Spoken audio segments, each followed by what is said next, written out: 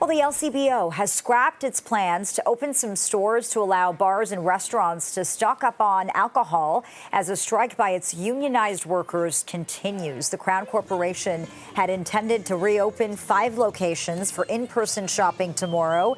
It says the threat of pickets at those sites prompted it to cancel the move.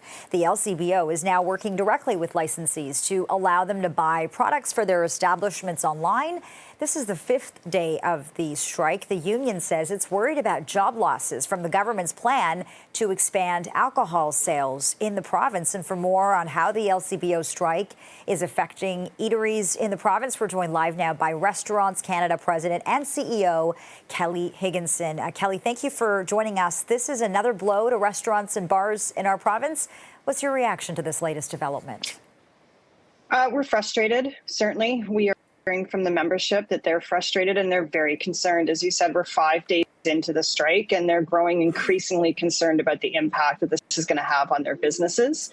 And I think this latest frustration or change in the plan and the contingency plans that just aren't working are creating more anxiety.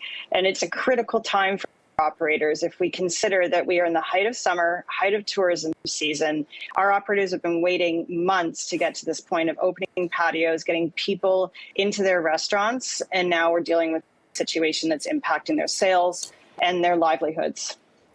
The LCBO does say that it's working directly with licensees to allow them to buy booze for their establishments online. What is that process looking like? How's it going? It's not working very well. I will say there was, I think, about 168 SKUs that were highlighted as going to be available. We have found that most of these SKUs have been listed as unavailable or out of stock. A number of these SKUs are actually products that I think the general public might buy, like pre-mixed Long Island iced tea or pre-mixed coolers and cans, but not something that our operators need. So we're having trouble getting our hands on the basic products that we need to operate our businesses.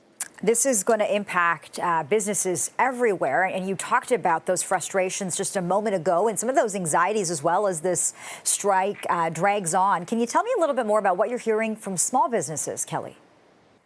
Well, I think one of the biggest challenges that people seem to have is these aren't large spaces. So as much as we try to encourage our operators to buy what they can, there is a challenge of the financial resources to be able to stock up, so to speak, before this strike happened. That's just not a reality for a lot of our operators. And we have small independent businesses, as everybody can kind of get their head around thinking about those in the city, that don't have the space. They don't have the space to have 2, 3, 4 weeks of products stocked up, never mind the financial implications of having cash tied up in this inventory.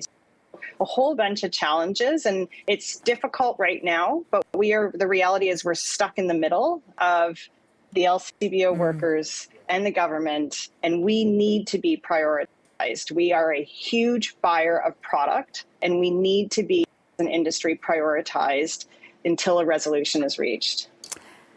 Speaking of resolutions, it seems there is no resolution in sight right now. Both sides are not talking. They're not at the negotiating table. And I know that has you and many others concerned. What happens if the strike continues for weeks? What do you need from the LCBO? How can the province help restaurants and bars in the province right now?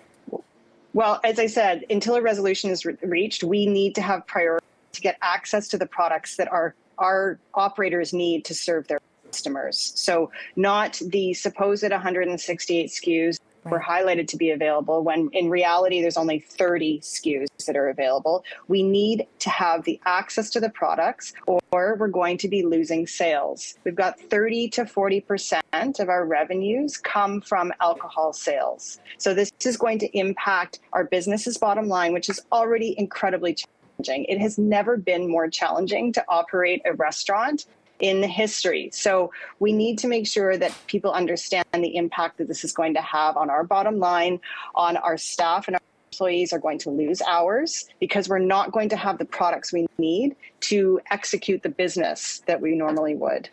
Okay, Restaurants Canada President and CEO Kelly Higginson, thanks so much for your perspective. We so appreciate this conversation. Thank you. Thanks for your interest.